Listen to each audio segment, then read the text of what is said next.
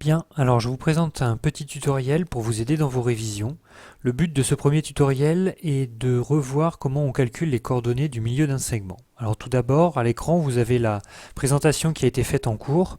On travaille dans un repère, deux points A et B de coordonnées XA, YA, XB, YB, même notation concours, et on va chercher à déterminer les coordonnées du milieu. Alors ici, il est appelé M, milieu de AB.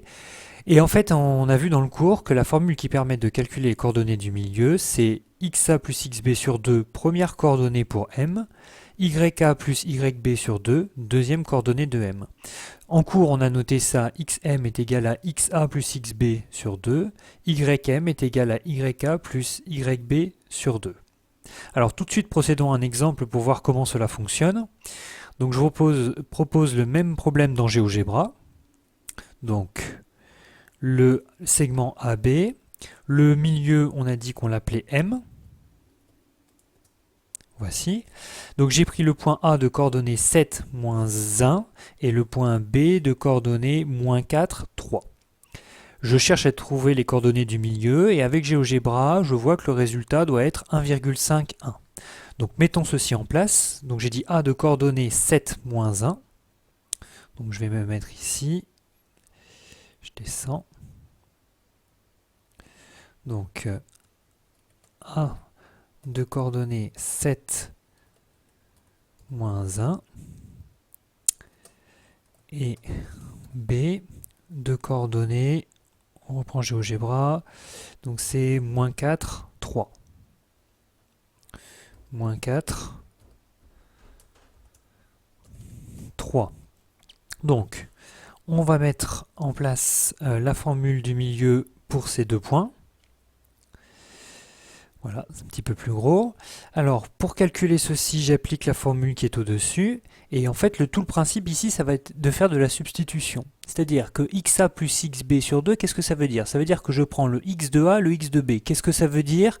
Ça veut dire que je prends l'abscisse de A et l'abscisse de B. Encore une fois, je traduis, ça veut dire que je prends la première coordonnée de A et la première coordonnée de B.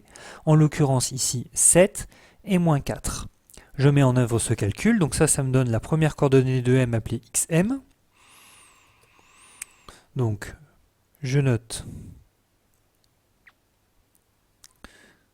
XM égale donc XA plus XB sur 2, première coordonnée plus première coordonnée, donc 7 plus, entre parenthèses, moins 4, fermez parenthèse, divisé par 2. Voilà. Donc on reconnaît bien le calcul qui a été annoncé tout à l'heure. Et ensuite, deuxième coordonnée sur les Y. Donc même principe. Donc cette fois-ci, il s'agit de faire YA plus YB sur 2, c'est-à-dire la deuxième coordonnée de A plus la deuxième coordonnée de B divisé par 2. Deuxième coordonnée de A, deuxième coordonnée de B, je fais mon calcul. Moins 1 plus 3 divisé par 2.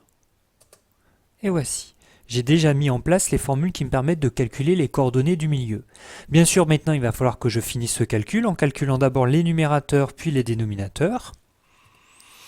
Donc 7 moins 4, ça fait 3 sur 2. Et 3 sur 2, ça fait 1,5. Pas de problème. Ici, même chose, je termine mon calcul, je commence par calculer le numérateur. 3 moins 1, ça fait 2, donc ça fait 2 sur 2. Et 2 sur 2, ça fait 1. Bilan, les coordonnées du point M, on n'oublie pas de conclure dans un exercice. J'écris en toutes lettres, les coordonnées du milieu M sont donc 1,5, 1. Vérification avec ce qui a été obtenu par GeoGebra, x 1,5 et ordonnée est égal à 1. Pas de problème. La seule difficulté de cet exercice, c'est de bien identifier les données. Je répète, XA plus XB sur 2, première coordonnée plus première coordonnée divisé par 2. Pour les Y, YA plus YB divisé par 2, deuxième coordonnée plus deuxième coordonnée divisé par 2. Calcul qu'on a fait ici. Donc, je sais calculer la formule du milieu. Quelques exemples qui permettent d'appliquer la formule du milieu. Voici un premier exemple. Tout ça, ça a été vu en cours. si on prend 4 points de coordonnées A, B, C, D avec les coordonnées qui sont ici, je souhaite déterminer la nature du quadrilatère ABCD. En l'occurrence, ce que je veux montrer ici, c'est qu'il s'agit d'un parallélogramme.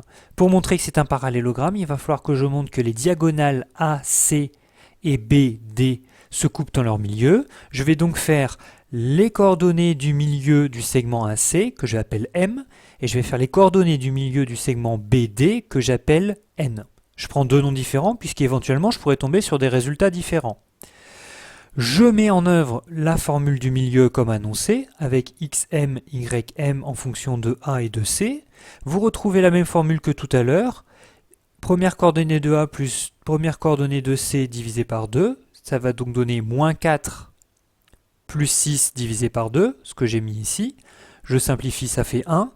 Pour ym, même chose avec la deuxième coordonnée, toujours en fonction du point A et du point C, puisque je m'intéresse toujours à la diagonale AC, ça va faire 2 plus 2 divisé par 2. Le calcul a été mené ici, ça fait 2.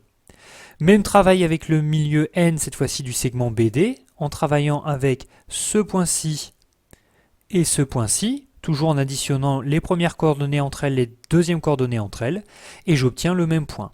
Si j'obtiens le même point, ça veut dire que les diagonales se coupent dans leur milieu, d'où la conclusion qui suit, j'ai bien ABCD qui est un parallélogramme. Une dernière chose sur laquelle il faut réfléchir pour la formule du milieu, c'est la détermination de symétrique. Voici un exercice type de ce qui a été fait en cours. On se donne un point C, un point M, et on cherche à prouver que M et M' sont symétriques par rapport à C. M' étant les coordonnées du point image dans la symétrie centrale de centre C qu'il faut déterminer. Je convertis, c'est-à-dire que je modélise avec le terme que j'ai employé en cours. On commencera par dire que C doit forcément être le milieu de MM'.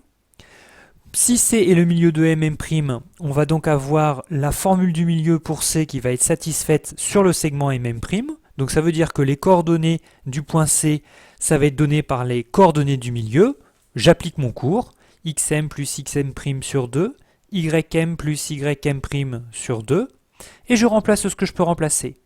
On récupère les coordonnées du point M, moins 3, moins 1 pour le x et le y de M, xm remplacé par moins 3, ym remplacé par moins 1, le divisé par 2 y est à cause de la formule du milieu, plus les coordonnées du point inconnu, M'. Ici, je les ai laissés appeler xm' et ym', ça ne change rien. J'obtiens donc cette formule du milieu qui doit être égale à quoi? C'est marqué ici, regardez. Ça doit être égal aux coordonnées du point C. Les coordonnées du point C, c'est qui? C'est 2, ici et ici. Pour le x et le y, comme ça au moins je ne me trompe pas. Égal à 2, égal à 2. Et ensuite, j'ai plus qu'à isoler xm' et ym' en faisant ce qu'on a vu en cours, en multipliant par 2, soit en faisant glisser le divisé par 2 de l'autre côté, soit en multipliant par 2 simultanément les deux expressions. Bref, vous retrouvez comme dans le cours la suppression des divisés par 2, le fois 2 à droite, ce qui permet d'isoler xm' et ym'. Je rappelle, 2 fois 2, 4. Le moins 3, soustraction par 3, passe de l'autre côté sous forme d'une addition par 3. 4 et 3, 7. Ici, je me suis débarrassé du divisé par 2. Du coup, 2 fois 2, 4, même chose. Soustraction par 1 devient addition par 1 de l'autre côté. 4 plus 1, 5. Et on retrouve bien les coordonnées du point M', 7, 5. 7, 5. Et j'ai bien ici un profil de symétrie centrale dans la symétrie de centre C.